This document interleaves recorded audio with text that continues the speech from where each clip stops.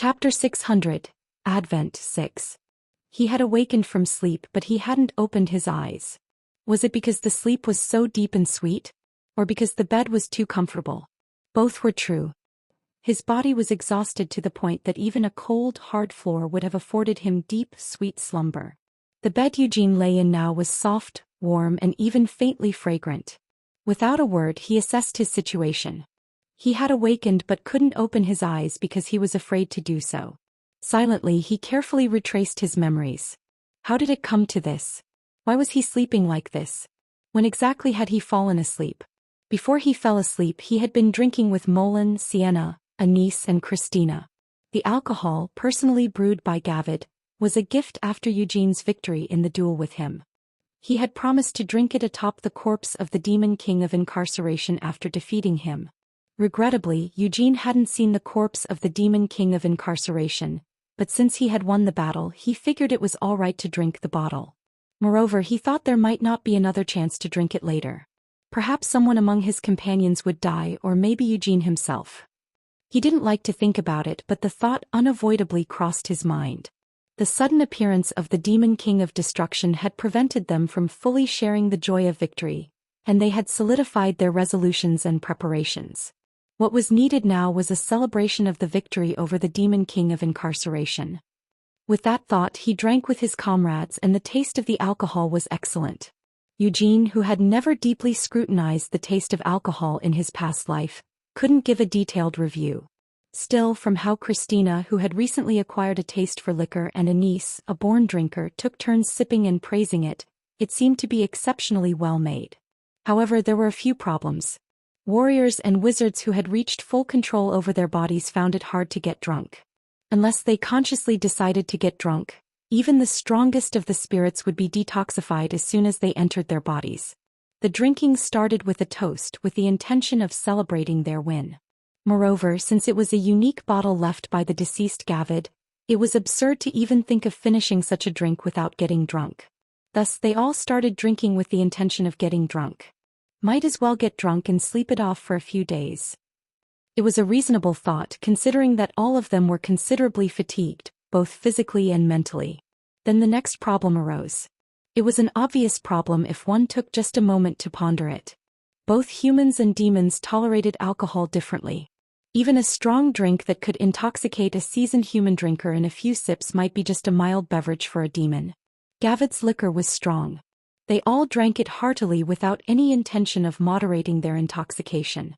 But by the time they finished the liquor, they were mere beasts absolutely incapable of any rational thought. And the first beast to fall was the wounded one, Molin.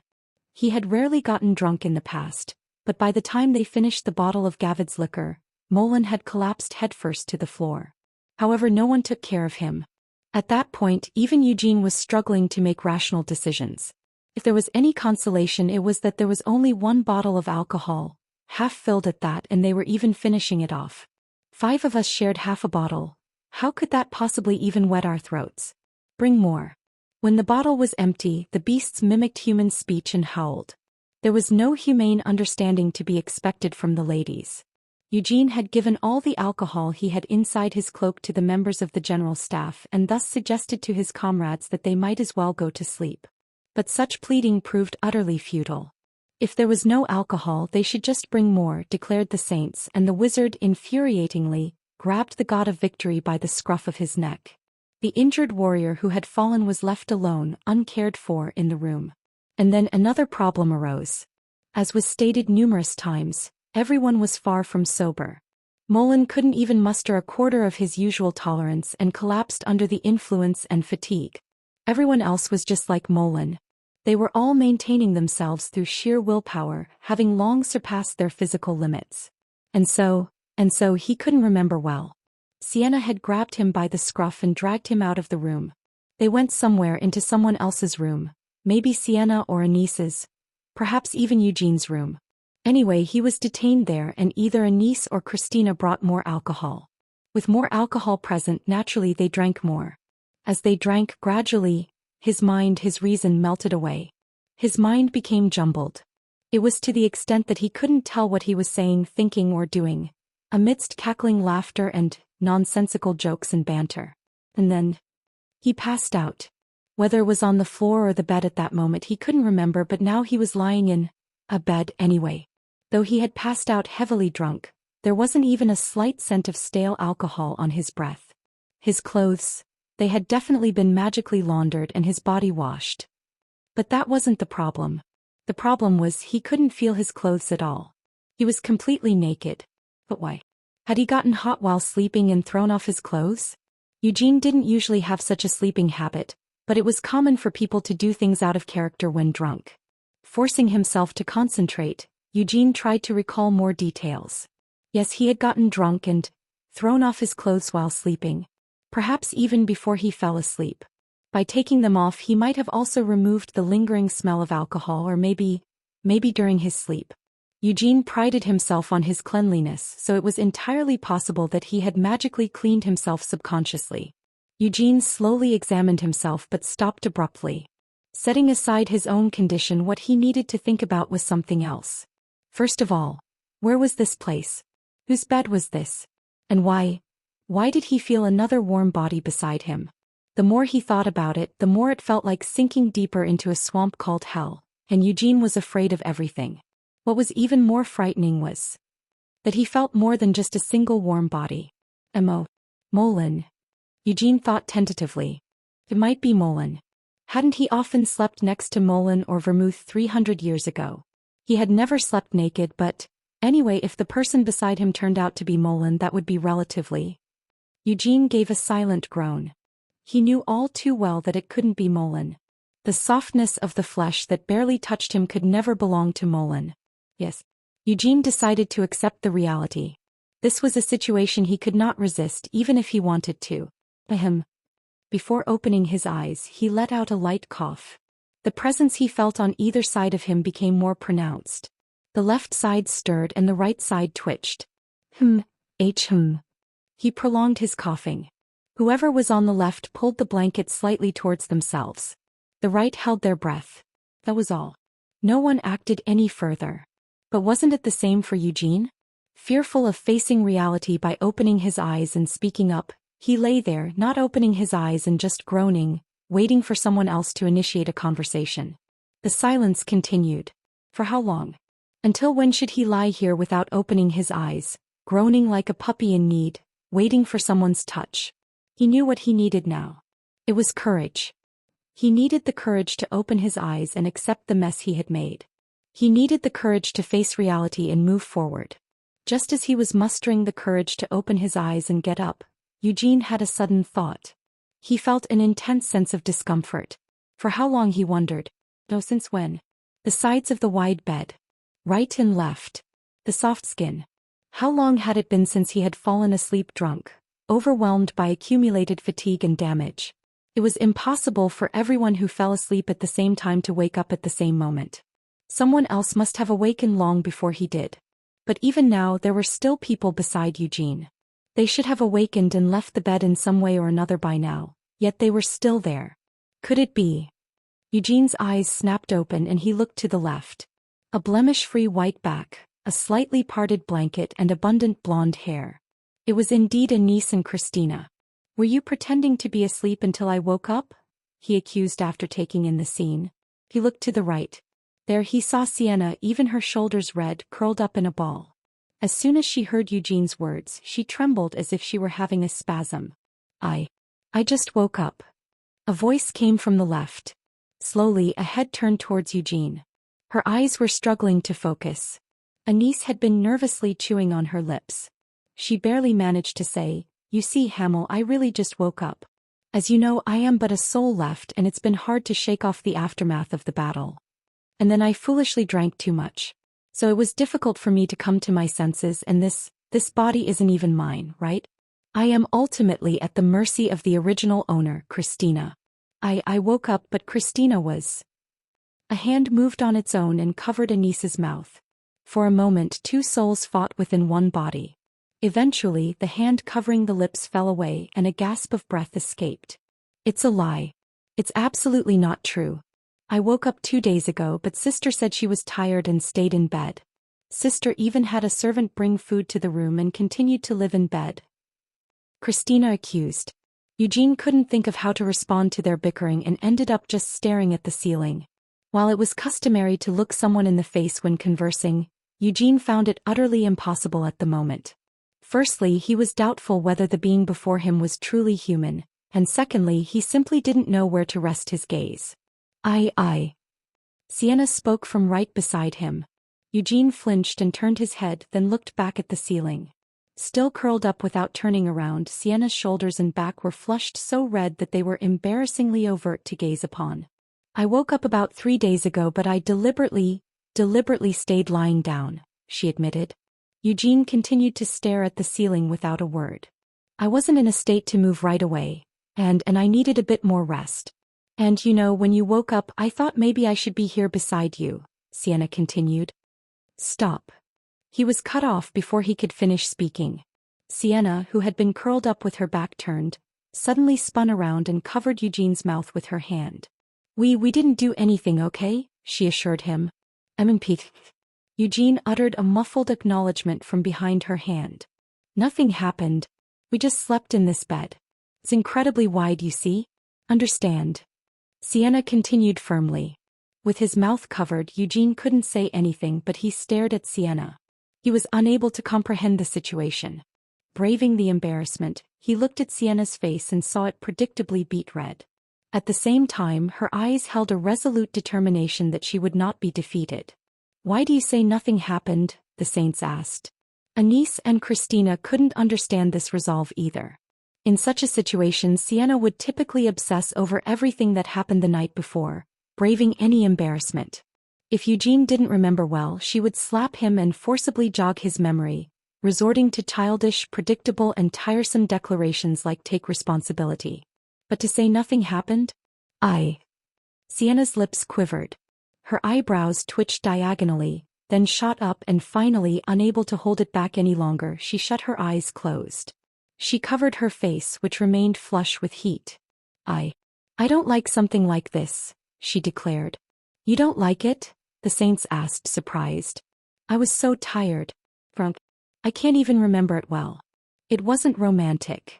Sienna clarified. Silence followed this declaration. I was not alone. Not alone either. There was the smell of alcohol.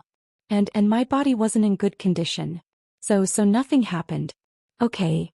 Sienna continued weakly. Eugene couldn't understand why she was insisting so vehemently, but the saints did. They truly empathized with Sienna's words and thought it absolutely had to be that way. Christina clasped her hands together, deeply moved, while Anise nodded in agreement. Indeed, I'd rather not think of this as my first time either, Anise declared. Sienna and Anise exchanged serious glances. Caught between them, still with his mouth forcibly covered, Eugene could only stare at the ceiling. After a moment, Anise got out of bed. She quickly dressed in the underwear and clerical robes she had neatly laid aside. Soon after, Sienna removed her hand from Eugene's mouth. With a flick of her fingers, her undergarments and clothes wrapped around her. Eugene. Draped in a crisp robe and grasping her staff, Sienna turned to Eugene with a composed expression and said, How long do you plan to stay asleep? Leave him be, Sienna. Hamel isn't usually a heavy sleeper, is he? We came to wake him up today and shook him several times, but he wouldn't get up. Anise spoke without changing her expression, casually altering what had really happened. Watching them for a while, Eugene slowly nodded. That's right. Nothing happened, he said. What? Sienna questioned, her eyes wide. Nothing happened, he repeated. Sienna quickly approached him and grasped Eugene's shoulder. Her face drew near, her eyes trembling and then moistening with tears. Really? She asked. Yes, you said so, Eugene muttered. Just because I think so doesn't mean you should too. Sienna shouted. What nonsense is this? Eugene asked, baffled. I said nothing happened, but it doesn't mean that nothing really happened. Sienna cried. That's true, Eugene agreed. Think of it as a dream. No, not a dream. Anyway, that's it. Nothing happened, but it's not like nothing really didn't happen. Just think it didn't. Sienna muttered this nearly incomprehensible logic as she let go of Eugene's shoulder. The saints, standing at a distance, nodded sincerely in agreement, but Eugene simply couldn't. If you're awake, don't laze about. Get up now, Hamel, said Anise. Right. We have to defeat the Demon King of Destruction, responded Sienna. Listening to that makes me feel complicated. To have such a thing happen right before the final battle, Anise muttered. What are you talking about? Anise, we didn't do anything. And it's not like we want to fight the final battle. It's just that bastard Destruction forced his way here, Sienna insisted fiercely. By goodness. Now that you mention it, that's right, Sienna. Anise agreed readily. The two chatted back and forth as they quickly left the room. Left alone, Eugene blinked blankly, then slowly got out of bed. As he dressed clumsily, faint memories became clearer and clearer and his face burned. I want to die, he groaned. The thought of stepping out of the room made him sincerely wish for it. But he couldn't stay holed up in his room forever. With a resolved heart, Eugene opened the door.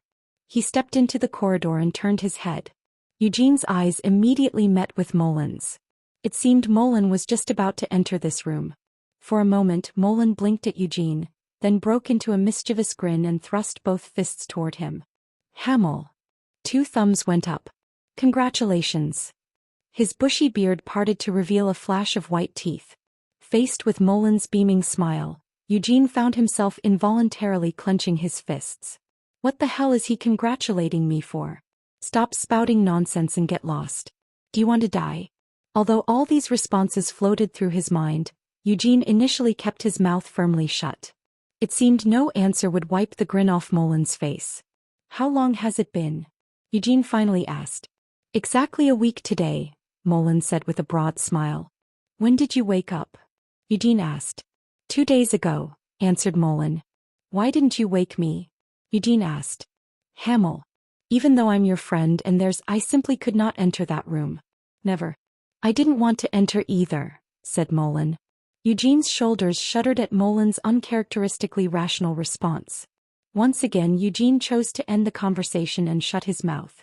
Wasn't a week quite reasonable compared to the half-year he had once slept? There was a saying, even rotting fish have their backbone. Surely the Demon King of Incarceration wouldn't crumble after just a week. Where are you going? Molin called out as Eugene quickly moved away. I'm going to check on the situation over there, responded Eugene. Then I'll also, said Molin. Eugene interrupted with narrowed eyes. Didn't you see enough while I was out? Looks like you were watching until just now. There were changes. The seal grew larger and inside, Molin said. Are the nurse swarming? Eugene interjected once more. Yes. Molin nodded, then continued. If it bursts, they'll pour out. His grumbling voice suddenly cut off. Eugene couldn't walk any further and stood still, staring down the corridor. In the distance, a large bouquet of flowers swayed as it approached. Ah! Among the bouquet of vibrant flowers, Melkitha's head suddenly popped out. Like the flowers beside her, she flashed a radiant smile at Eugene and waved. Congratulations! Eugene no longer wanted to hear it. Without hesitation he opened a nearby window and jumped out. Chapter 601. Advent 7. Eugene had done nothing wrong and had no reason to flee, yet he ran without looking back. The sight of Melkith walking toward him with a beaming smile and a bouquet as large as himself was etched into his eyes with such a chilling force that he couldn't help but escape. Ugh! Eugene groaned as he felt a shiver run down his spine. If he were caught, even killing Melkith 100 times in his imagination wouldn't satisfy his murderous intent. Standing at the battlements, Eugene quickly glanced back. Fortunately, Melkith wasn't following him and he sighed in relief before looking forward again. The meaning of Molin's words was instantly clear to him. Indeed, the seal created by the Demon King of Incarceration had grown several times larger than it was a week ago. Without exaggeration, it spanned across half the plains and had swallowed the neglected pandemonium completely. How many are there? Eugene thought to himself as he squinted into the seal. The number of nerve filling it from the ground to the ceiling was beyond any number he could conjure. And that wasn't all. These Nur were merely drawn here by the Demon King of Destruction. Eugene's brow furrowed as he recalled the original emergence of the Nur in Lahanjar. No word yet, so the gate there must still be intact, he concluded. The only reason it remained so was the seal containing the Demon King of Destruction. If the seal were broken, countless Nur would pour out, which would signal the arrival of the Demon King of Destruction. That would, in turn, cause even more Nur to flood from Lahanjar, and Sienna's seal would no longer be able to hold them back. Can it be stopped? Eugene frowned as he contemplated the upcoming battle. The roles of Eugene, Sienna, Mullen, and the Saints remained unchanged. They would follow the chains left by the Demon King of Incarceration and enter the inner realm of the Demon King of Destruction. As it had been with Agarotha's last stand, the Demon King of Destruction would be immobile at that moment. While Eugene and his group held destruction inside, the Divine Army would have to hold back the countless Nur on the outside. Eugene would prefer to clear out the Nur before entering the depths of destruction, but that seemed impossible. With the seal intact, there was no way to attack the Nur from the outside. Then would the seal completely open the moment Eugene entered? What are you pondering so deeply? A voice came from the sky. Looking up, Eugene saw a seal mounted on a fluttering wyvern. Sir Eugene Lionheart, she added. Her voice was cold and hard, devoid of any laughter. Her stare was as good as a glare, her eyes lifeless as if she were dead. From that alone, Eugene could perfectly understand Seal's feelings. Phew. Eugene exhaled deeply. A sigh. Are you sighing because you see me, sir? Does my face make you sigh? Do you realize how much my heart is torn to shreds when you sigh like that, Sir Eugene? Seal asked mockingly. I've really been through a lot, Eugene said, letting out another deep sigh and slumping onto the railing. It's too sordid to explain everything, but it's unfair and heartbreaking. I haven't done anything wrong. I've just been swept up in an unstoppable, massive flow of the world's course. You say it's sordid, yet why do you talk so much? Seal asked with a glare. I'm being blamed for things I shouldn't be, even harassed by one of the only two siblings in the world, Eugene muttered. Sibling? Don't you know that sibling is the last word I want to hear from you? She shouted. Overwhelmed by emotion, Seal leaped down from the back of the wyvern Yong and stood beside Eugene, gasping for breath as she kicked him repeatedly. When we were kids, you used to claim you were my older sister, Eugene protested. That was when I knew nothing. When I was just a child. If I could, I'd go back and tell my 13-year-old self not to awkwardly hover and just go for it. While I'm at it, I'd go back to my simpering days in Shimuan and slap myself for whining too much, declared Seal. Seal shivered at the thought of her past mistakes and embarrassments. Eugene could truly relate to her. If he could go back, he'd definitely never, ever cross-dress again. So, why are you sitting here sulking? You could have stayed lying down, Seal said scornfully. I was lying down until just now. Once I regained my senses, of course I had to get up, Eugene explained. Oh really? So you just came to your senses? I thought you were awake long ago but just stayed in because you liked the bed, accused Seal. I'm really frustrated and upset. It feels like I could cry, Eugene cried. I'm not exactly frustrated, but I feel heartbroken, sad and angry enough to cry, retorted Seal. Are you going to keep this up? Eugene asked. I'd like to, but I won't because you might start to dislike me, said Seal. I don't dislike you. I wouldn't ever dislike you over something like this, said Eugene. Do you like me then? Seal questioned. Taken aback by her sudden question, Eugene blinked and stared at Seal. Her fist clenched when he didn't respond immediately. Let's drop it. Don't even bother answering, said Seal. That was quite the curveball, Eugene complained. When have I ever not been like this? Anyway, why are you sitting here? Seal asked. As you can see, I was looking at that, Eugene responded while gesturing at the massive seal. Why watch from here? If you're curious, go closer, suggested seal.freeebnovel.com. It's the same from here or up close. What about you? Eugene asked. Up in the sky, the unfortunately named wyvern Yong flapped its wings. Eugene glanced at the poor creature destined to live with that name forever and commented, It doesn't look like a casual flight. Of course not. I was on a reconnaissance mission, shouted Seal. Reconnaissance? The seal? Eugene asked. That too, but my main focus was on the borders of Helmuth, Seal said with a grimace and pointed across the seal towards the border. The Demon King of Incarceration has admitted defeat, and Helmuth has become a defeated nation. The Demon King also entrusted you with the power over the life and death of all demons, and naturally this has been conveyed to Helmuth. Ah, I see, Eugene said with a nod. He immediately understood the situation. The chains that held the fate of the demons were given to him by the Demon King of Incarceration, And while he had no immediate plans for them, he wasn't about to transfer them to anyone else either. Given that they might lose their lives at any moment, there was a possibility of assassination attempts while I was asleep, deduced Eugene. It's not just a possibility, there were several attempts. Several. Seal yelled back, but Eugene leaned on his chin nonchalantly. There were assassination attempts even while I was asleep in the papacy, Eugene claimed. The desperation is different from back then.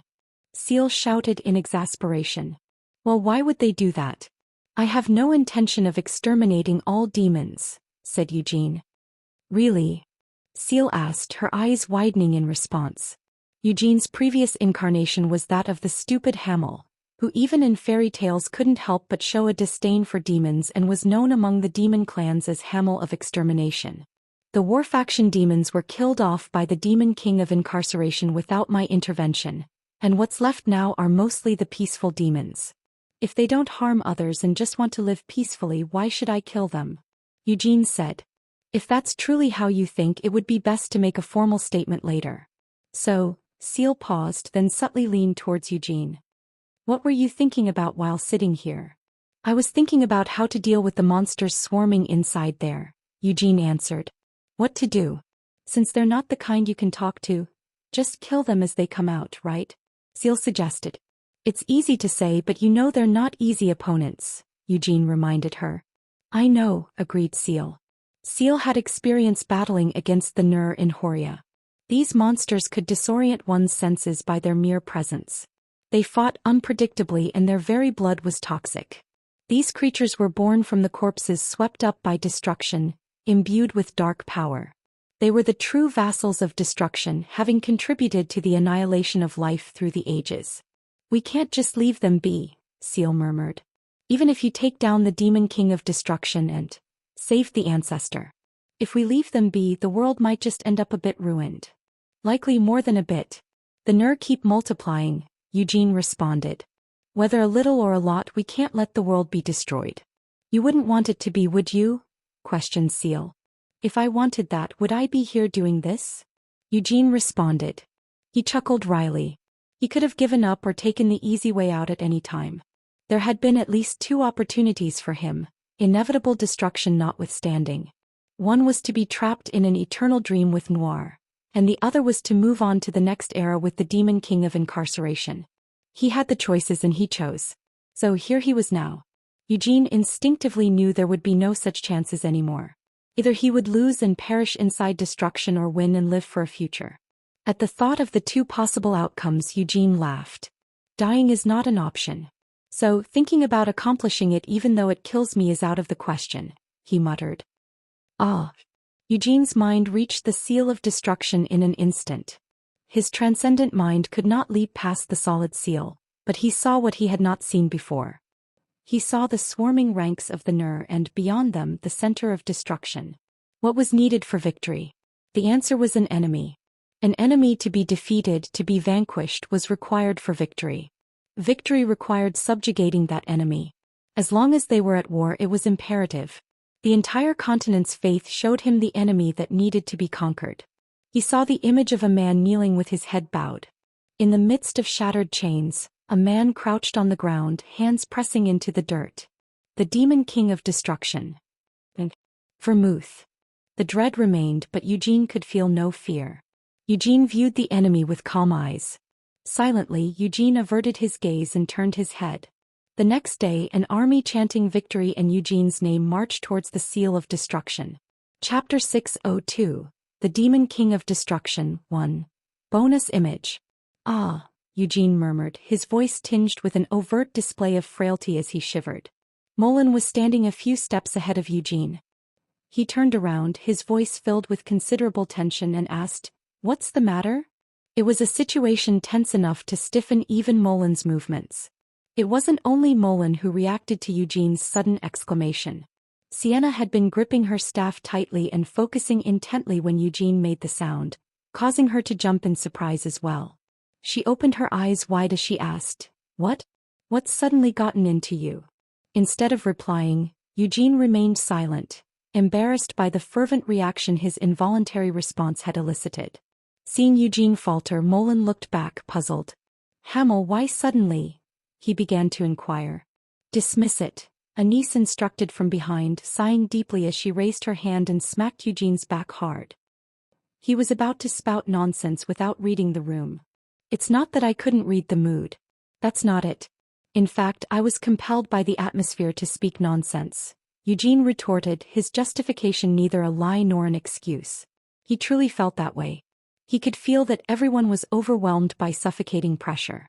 They could all sense the tension of an impending end, and that constricted everyone's breath. And it's the stares from behind too. Feels like they could bore a hole through my head, Eugene grumbled as he looked back.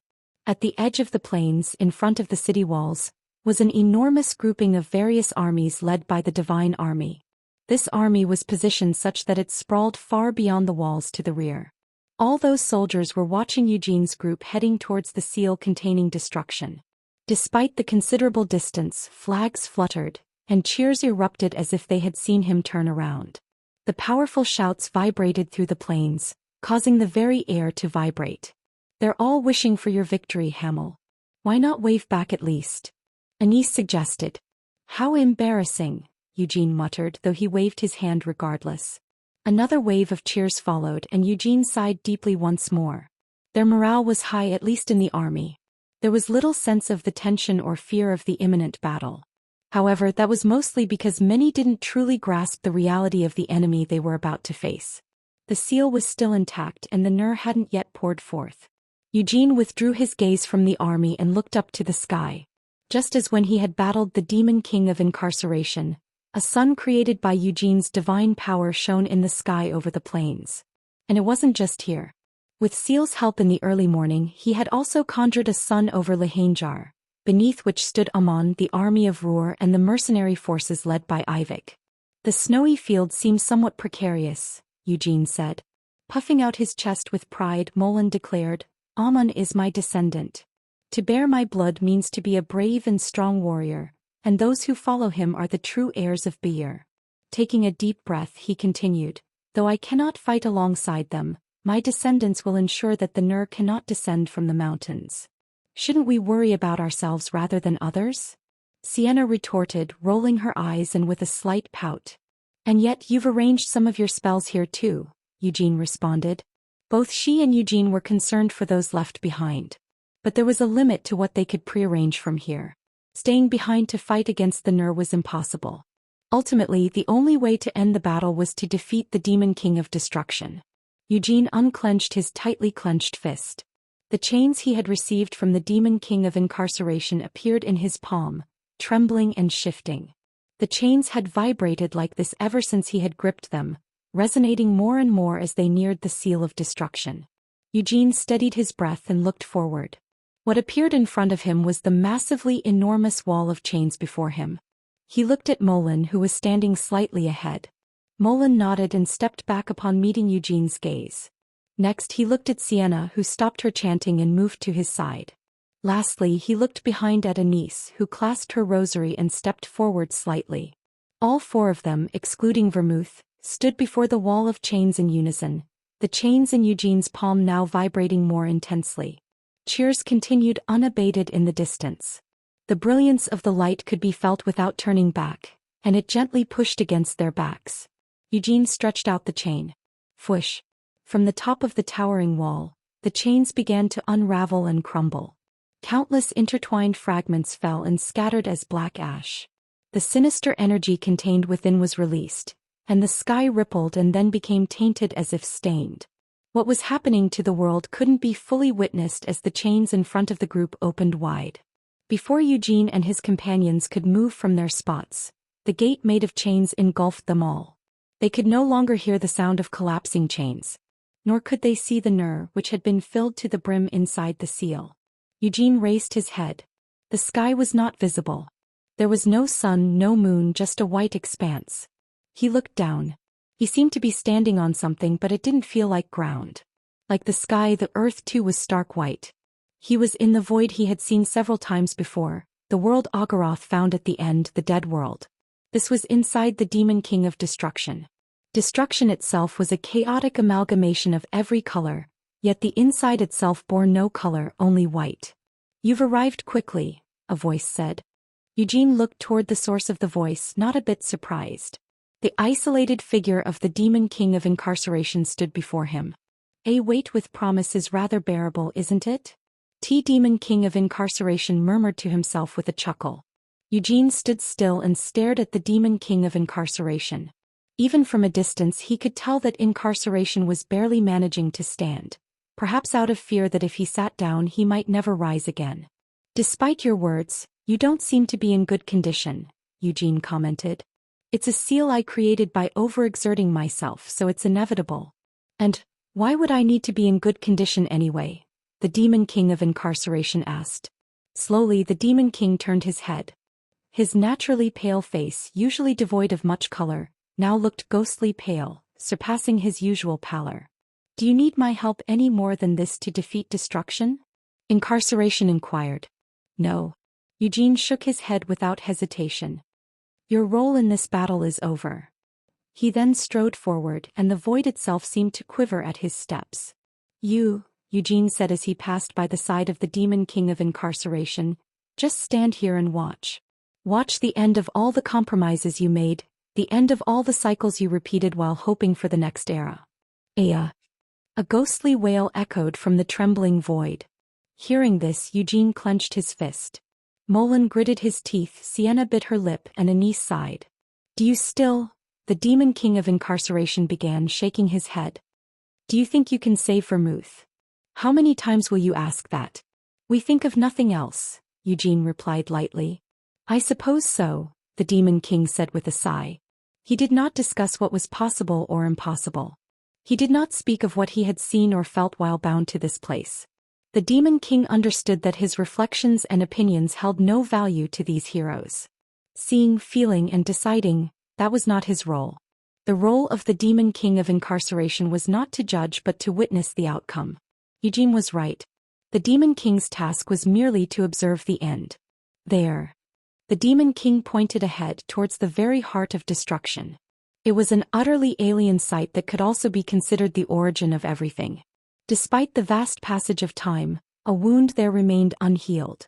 This scar was the first and only scar that was etched after he became the demon king of destruction. It would remain unhealed no matter how many times the world was reset and repeated. Before becoming the demon king of destruction, he was known as Vermouth Lionheart.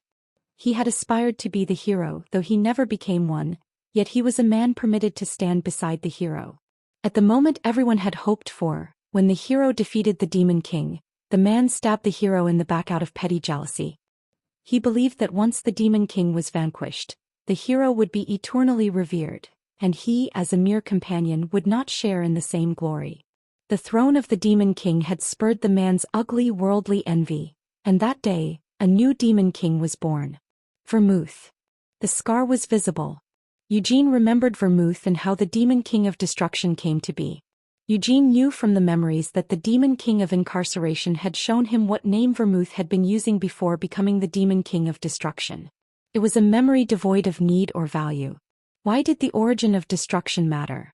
To Eugene, it was not the origin but the death of destruction that was important. ewebnovel.com. The name of destruction? Vermouth Lionheart? Eugene had a terrible lack of interest in that.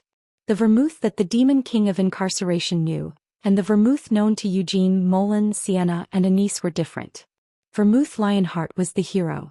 It did not matter that the light did not acknowledge him, nor that Vermouth himself did not consider himself the hero. Everyone else recognized and called Vermouth the hero. Betray a companion out of petty jealousy? That was something utterly inconceivable for the man known as Vermouth Lionheart, whom Eugene and his comrades knew. Everyone knew it as the truth. Vermouth would never betray a companion. No, in fact, none of the five who traversed the Devildom together 300 years ago would betray a companion. None would stab a friend in the back out of jealousy for their glory. If one must blame Vermouth. You just kept your mouth shut and bore everything alone, Eugene said, tilting his head slightly. You've also tormented me in my dreams for over 100 years, Molan said while stroking his beard. He even made me write eulogies while he wasn't even dead, Anise said with a grin and a nod. I almost really died when my heart was pierced, Sienna muttered with a grimace. So Vermouth, Eugene said, his hand flaring on the side. With a whoosh, flames rose and enveloped his body. Either apologize or make your excuses. A massive scar. Near its center lay shattered chains scattered around. Vermouth was sitting on the throne he had occupied countless times. His form was different from the one that had descended a week ago. If that had been the guise of the Demon King of Destruction overlaid on Vermouth, the figure now before them. Vermouth raised his head. His lips remained sealed. His dim golden eyes took them all in. In this colorless world, each of them shone with their own distinct light. His heart, which had forgotten agitation, throbbed uncontrollably. The wavering emotions gradually spread in front of him. The light was dazzling. The four figures before him radiated a light he had longed for, a light that had desperately sustained his sanity through the 300 lonely years in this void. It was the light he yearned to approach but knew he could never ever reach. He felt intense emotions. Instinctively, he remembered the existence among those lights that had first inflicted a deep wound within him long ago. He looked no further. He withdrew his gaze, for what he saw with his eyes could not be attained. The light that had kept him sane until now, the emotions he currently felt, could not evoke a true appreciation in him. The screams echoing from the abyss would never escape his lips. He looked outside. His kin were pouring out, yet he remained motionless. He knew why. It was because they were here. It was simple. If he killed them, he could move. If he killed them, the me screaming in the abyss could disappear and he could become whole. What then? There was no need to think about that. There was no need to contemplate the repetitiveness of the next era. The Demon King of Destruction had no reason to destroy the world. He had never truly brought the world to ruin. The world always moved on to the next era, starting anew before the completion of destruction. The Demon King of Destruction had always repeated what he could never finish to the end. Could he truly bring the world to ruin this time? He did not even entertain the thought. The instinct that had repetitively brought the world to the brink of destruction now stirred the man. Bastard, Eugene cursed. Colors entwined around Vermouth's body. His hollow and murky eyes showed no emotion or will, no different from his lack of murderous intent. He did not emit any killing intent, only a dreadful, mind-breaking malevolence. This now was not Vermouth. From the beginning, that body was a split manifestation of the Demon King of Destruction. But it belonged to Vermouth and he was inside. If I'm to make him speak, I need to make him come to his senses first, Eugene surmised. He chuckled dryly and gripped his sword. Then the Demon King of Destruction approached them. Chapter 603, The Demon King of Destruction 2. Vermouth staggered as he approached them but was devoid of any reason. His unfocused, dim eyes showed absolutely nothing. Everyone standing before him felt it. The entity approaching them was something else wearing Vermouth's skin. They recognized that this being was both the essence of Vermouth and the primal force that birthed him. No amount of pleading with past connections or emotions would stop it from fulfilling its nature of destruction. Vermouth, Eugene called his name softly. He didn't expect a single call to awaken Vermouth, but the name had slipped out involuntarily as the being approached them. As if responding to the call, destruction raised an arm. The void twisted and chaotic colors spread in all directions. Everyone reacted immediately at the same time. With a heavy sound, Molen leaped forward, kicking off the ground. He wielded no axe now. His lifelong weapon had shattered in the battle with the Demon King of Incarceration. Yet Molen raised his hand as if he were holding an axe. Whoosh! Sparks flew between Eugene and Molen. Molen was the incarnation and the greatest warrior of the God of Victory. And thus, his god bestowed a new weapon unto him. Suddenly, an axe appeared in Molen's empty hand. Showing absolutely no surprise, Molen swung the new axe over Destruction's head. But the axe was stopped mid-air. Though Molen pushed down with a mighty force, the barrier created by tangled colors remained unmoved. Despite the collision, no sound echoed. From behind, Sienna raised her staff, Mary. She quickly saw through the clashing flames and the chaotic colors and immediately devised a spell with soul force that could find its way through the cracks. She conjured a spear and launched it silently, which passed by Molen and reached Destruction. The spear exploded just as it reached him. And there was no sound. Though it penetrated the barrier around him, Sienna's magic inflicted no damage on Destruction. The magic simply vanished and Destruction's gaze shifted to Sienna. But it was only his gaze that shifted. This place was none other than the belly of destruction. Here a mere glance could cause a phenomenon. Sienna sensed the impending death enveloping her but did not move. It was because the moment of approaching death was interrupted by a different flashing light. Sparks spread through the void. Using the saints as his wings, Eugene Lionheart raised his hand, and with that alone extinguished the colors. Eugene grasped the divine sword, which burned brightly. Long ago, Ogoroth had barely managed to resist by swinging his sword wildly. But it was different now. What Eugene held in his hands were the desires that transcended space and time. The will of the world which opposed destruction pushed his back. The light drew a line. Boom. For the first time a loud sound erupted. The chaotic colors scattered and destruction was pushed back. Watching from a distance, the demon king of incarceration unwittingly marveled. Eugene's light wasn't extinguished even inside the belly of destruction, and the demon king of incarceration could instinctively feel what fueled that light. Eugene was not like Ogoroth. The divinity of war that Ogoroth held did not shine long within the belly of destruction. Eugene Lionheart's divinity was not war. However, the demon king of incarceration couldn't stop himself from having doubts. Though he marveled, he couldn't be sure of the end. The demon king of incarceration clung to the fraying thread of consciousness and faced destruction directly.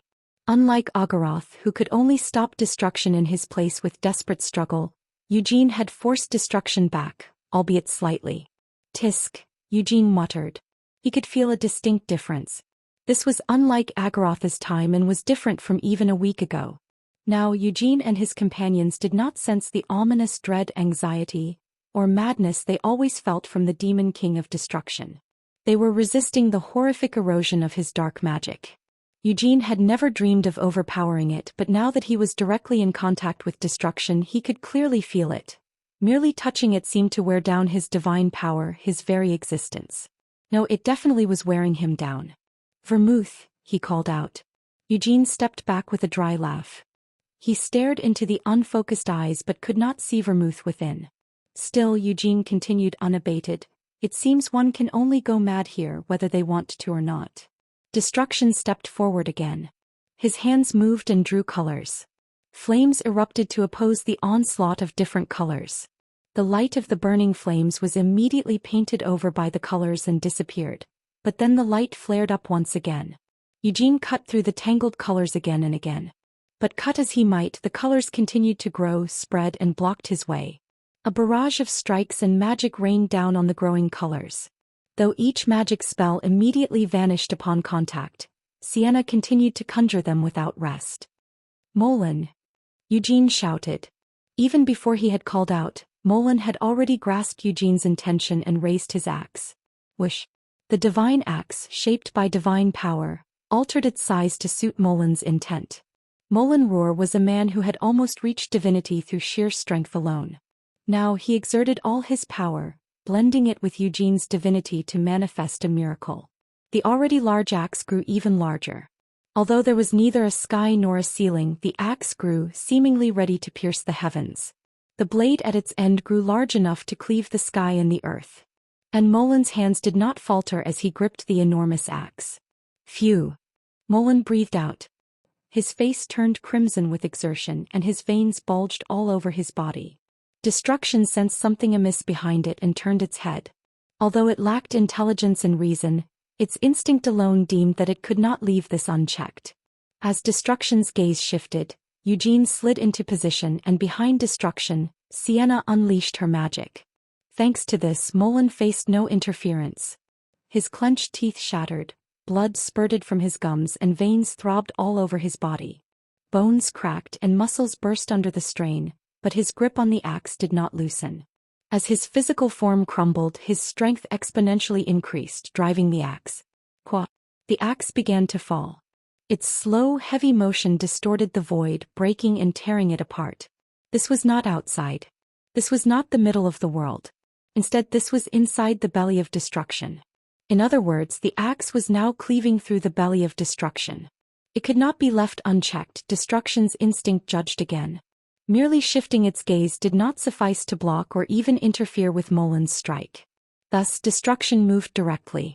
Without a motion or sound, Destruction leaped over Eugene. Eugene! Sienna shouted as she took action. Crack. Successive spears shot after destruction. Eugene also immediately spread his wings and followed after destruction. His outstretched hand grasped one of the magical spears. Eugene's hand transferred the flames that then wrapped around the spear. Different divine powers harmoniously fused together. Whoosh!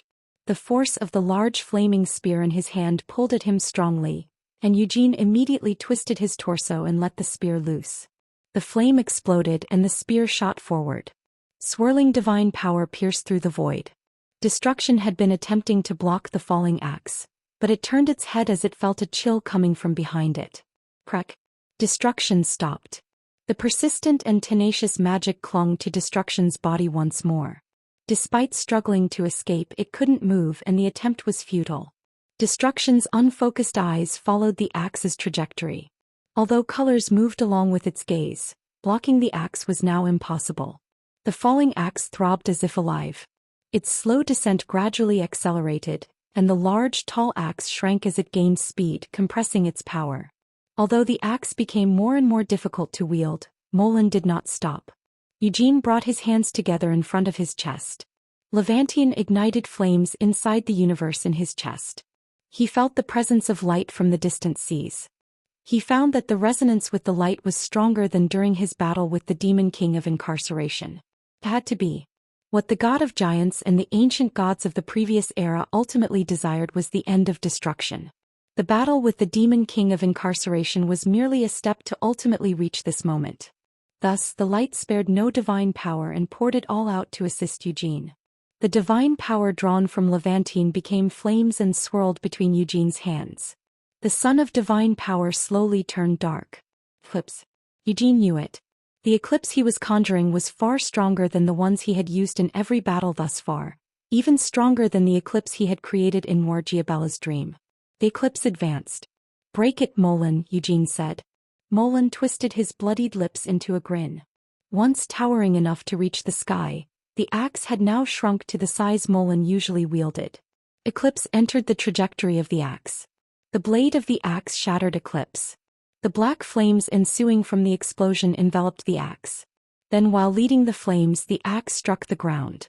Crunch. The colorless ground cracked. But even after striking the ground, Molan continued to fuel more power into the axe. The void trembled. Screech. A tearing scream echoed. This place, even within the belly of destruction, was particularly special and imperfect. This was the place that housed the first wound ever sustained by the Demon King of Destruction. Despite the passage of time, the wound had not healed. Instead, a part of destruction had fallen away through the wound. The attack had targeted precisely that very wound.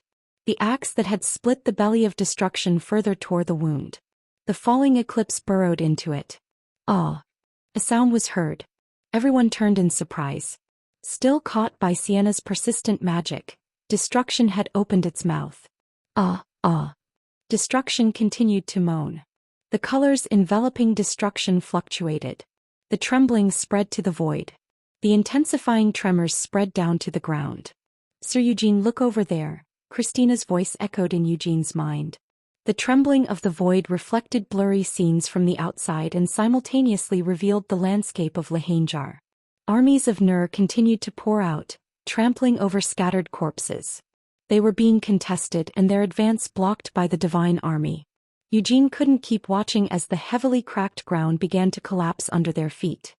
He had not anticipated the ground to give away, and Eugene hastily reached out to the injured Molan. Molan slumped to the ground with his ragged arm as he was moved beside Eugene. Then the fall began. The widely spread wings enveloped Molan, and Anissa's touch swiftly healed his wounds. Gasping for air, Molan lifted his head. From above he saw destruction falling. "Hamel, that voice just now," Molan muttered. "I don't know," answered Eugene. Eugene bit his lip. Was it a pained moan or a sigh? Either way, it wasn't a sound destruction should make. Had it been an effective strategy to drive their attack into the existing wound? Had it been quite fatal? Or perhaps their attack had awakened Vermouth's consciousness. "Where are we falling?" Sienna asked while drawing closer to them. She glanced down as she prepared her magic. The bottom was not visible, making it impossible to gauge the distance of the fall. But one thing was certain. The atmosphere was different compared to the place they were in before the fall. It was deeper. The air was foul. Breathing alone made the head spin and the mana unstable. Is it all right to fall? Rather, Sienna questioned. It's fine, Eugene responded without hesitation. He too felt the foul air, the instability, the madness, all the toxins. But Eugene thought this was exactly the right course. This rampant madness and ominous feeling were proof that they were near the core of the Demon King of Destruction. They stopped falling. What is that? Someone said as they all looked in the same direction. Their gazes were no longer on the falling form of destruction. There was something more eye-catching in front of them. They saw something beyond the unpleasant and contaminated currents. There was a distortion in space, something that looked almost fabricated and unreal. There lay a grotesque and repulsive mass, rotting yet with fresh flesh entangled like rags. It was similarly mixed with skin and bone and resembled a sculpture that a vile sorcerer might create as a wicked hobby. It couldn't possibly be alive. Yet everyone felt it. It was alive. It was throbbing. It's the heart, revealed a voice. The Demon King of Incarceration slowly descended to the ground. He couldn't stand properly and slumped down while gasping for breath. The heart of destruction, he explained. Eugene pulled an old chain from within his cloak. The chain trembled as if it might break at any moment. The very chain the Demon King of Incarceration had first bound to the Demon King of Destruction. Eugene swallowed hard and turned to look at the Demon King of Incarceration. Originally, I tied the chain to the throne where the Demon King of Destruction sat, Incarceration said. Thus, the first hero became the Demon King of Incarceration. So the throne became the heart, he concluded. This was the deepest place within the belly of destruction. The chain was originally connected, but even the Demon King of Incarceration had never seen the heart. He had wanted to see it but couldn't, and even if he had tried to get close he couldn't. Destroy it, came a voice. Then it ends. Everyone looked up. They saw Vermouth clutching his chest. Chapter 604. The Demon King of Destruction 3. The ancient wound in the belly of destruction was torn open and created a path straight to its heart. The wrecking that unfolded deep within violently shook the power of destruction. Vermouth was just barely made conscious as a result. He gasped for air and looked down. He saw his comrades looking up at him with shocked expressions, and, even the Demon King of Incarceration. Vermouth didn't ponder for long why the Demon King of Incarceration was here. He knew about the deep-seated delusion of the Demon King of Incarceration. The decisions he made as the hero were to perpetuate the world, and as the Demon King to conform to destruction. The fact that his comrades were here meant that they had ultimately broken the mistakenly held obsession of the Demon King of Incarceration. Destroy it, Vermouth said in a hoarse voice. That was the heart of destruction, the throne that birthed the first Demon King. With each end that came, destruction had killed all living beings. This cycle had been repeated numerous times with the Demon King of Incarceration. With each transition to the next era, terrible venom and evil accumulated in the Demon King of Incarceration. While he imprisoned all that within his abyss, the Demon King of Destruction could not. The ominous force of the Demon King of Destruction's power, which could drive everything it encountered mad, was because of this, and the heart was the essence and the venom of the several eras of the world that destruction had killed time and again. Then it ends, Vermouth gasped. The Demon King of Incarceration shifted his gaze from Vermouth to the heart. If it had been 300 years ago, if the Demon King of Destruction hadn't fully descended and was still controllable. But such assumptions were meaningless. After all, the passage of 300 years didn't just yield terrible and adverse outcomes. Because of that extra time, Eugene and his comrades had grown strong enough to surpass the Demon King of Incarceration. Having been defeated outright, the Demon King of Incarceration sincerely desired the end of destruction, and he looked towards the future of the world. Looking at the heart, the Demon King of Incarceration couldn't help but wonder if it would have been possible for them to destroy the heart 300 years ago, even if they had reached this place then. Even at the moment of its own heart's destruction, would the Demon King of Destruction really have remained silent? Would that which had destroyed the world several times truly have accepted that vain end? Could Hamel and his comrades from 300 years ago have withstood the rampage of the heart? At that moment, would the Demon King of Incarceration have trusted humans? No, the Demon King of Incarceration immediately came to an answer. There was no need to ponder about such things. At that moment he would never have trusted the humans. He would have judged that the rampage of destruction's heart could ruin what was to come next and corrected the error quickly before it became any more dangerous. But not now. Not only did he have no capacity to do so, but even if he did have the capacity, he would have refrained from taking any such action. It ends. Eugene broke the short silence. He looked at Vermouth suspended in the air and chuckled dryly as he continued, "You mean you will?" Vermouth involuntarily held his breath. It wasn't as if Hamel's response had been unexpected. Instead, he had expected Hamel, or rather all of them, to have responded in the same way. Even Sienna, despite the fact that he had almost killed her by piercing a hole through her heart. It didn't matter that he had not been in his right mind. He had once almost killed her and forcibly taken away a necklace she had cherished all her life. Even when she knew she was dying, Anise believed in him as the hero until the very end. He had revealed nothing to her but entrusted her with his funeral. Even after she died and remained as only a soul after death, she stood behind Hamel. Likewise, he had asked Molen to exterminate unidentified monsters in the snowy mountains without sharing any truths or asking for his understanding.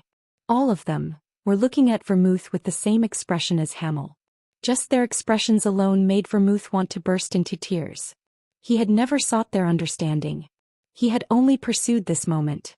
Even if he was not the hero, even if he was just a fragment of the demon king of destruction, he believed there was worth in saving the world.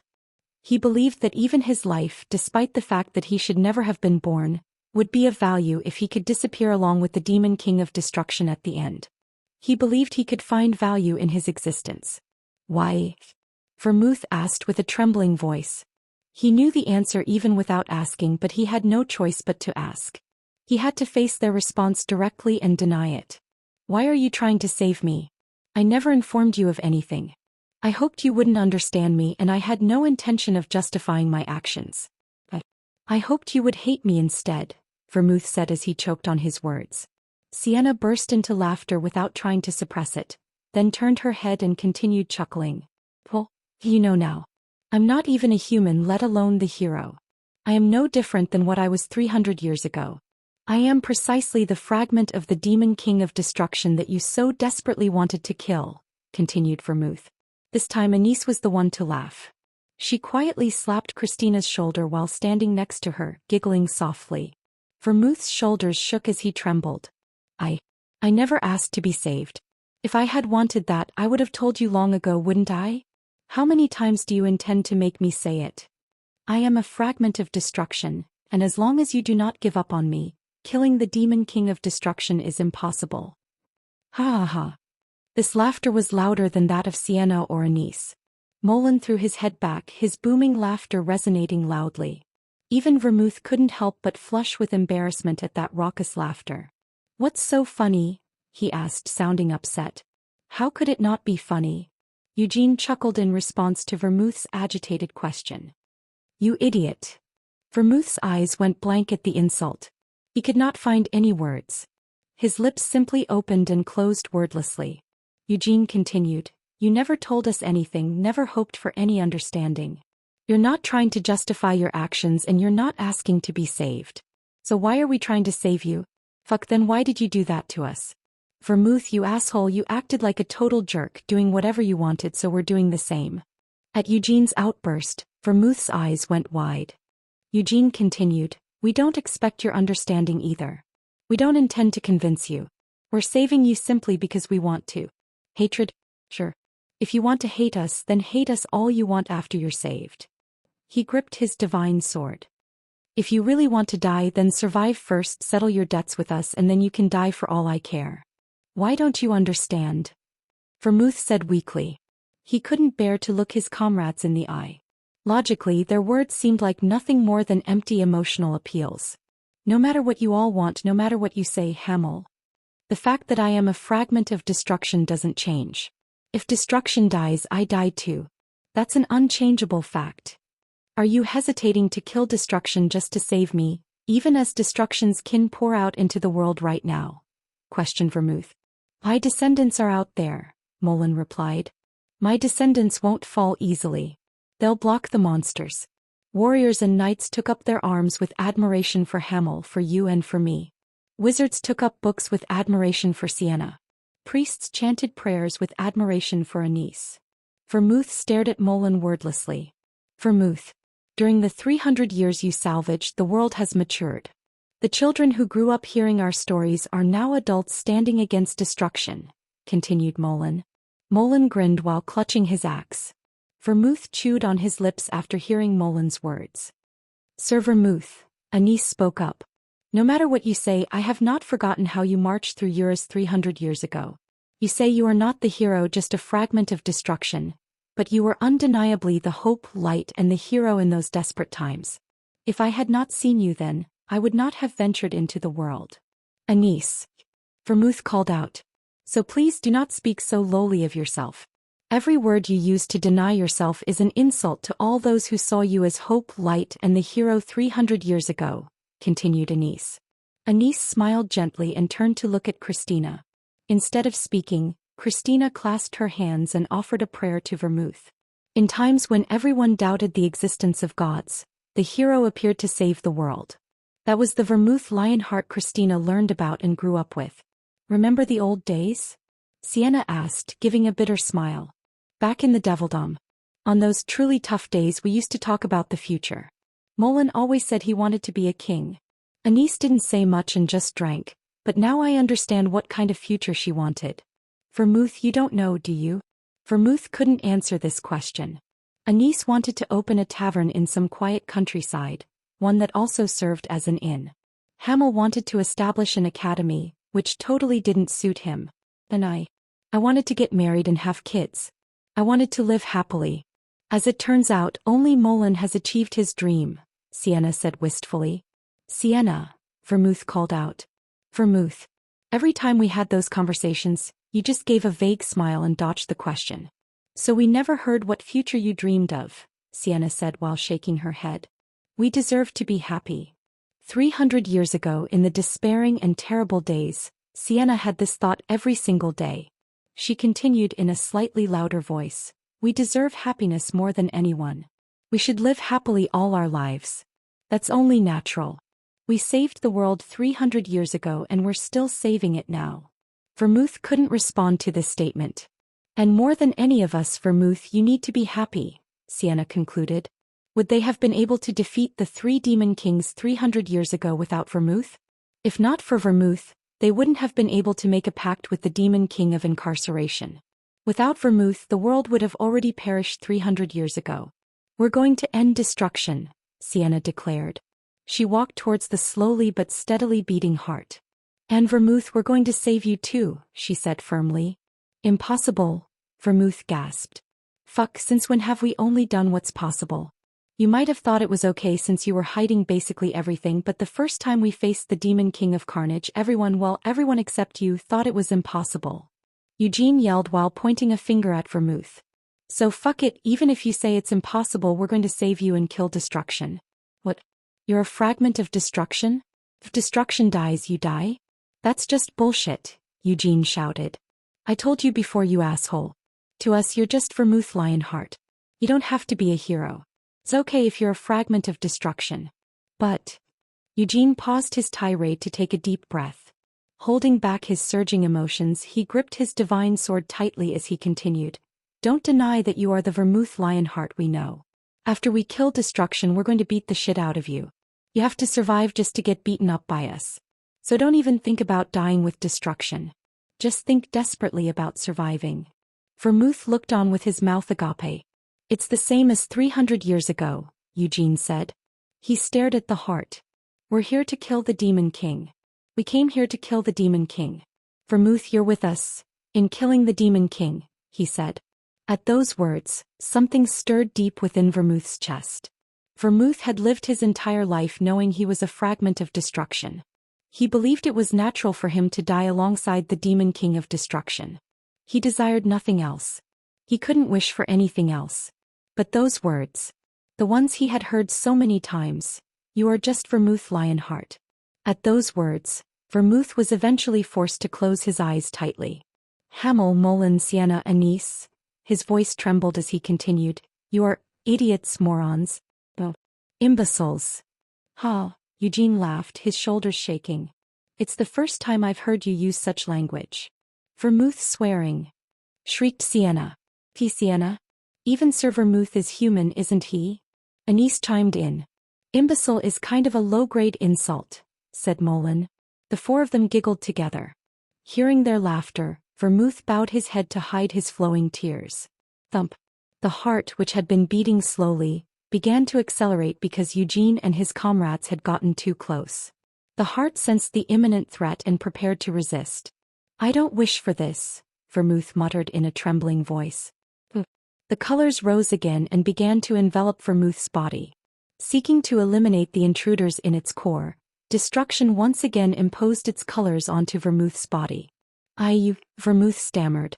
I know you don't want to attack us. I also know that from this point on, it's not you, Vermouth, Eugene said with a snort and shake of his head. What we're going to beat up from this point isn't you, Vermouth. So, think about getting beaten up some more while staying alive and fighting back from within. Don't just be passively controlled.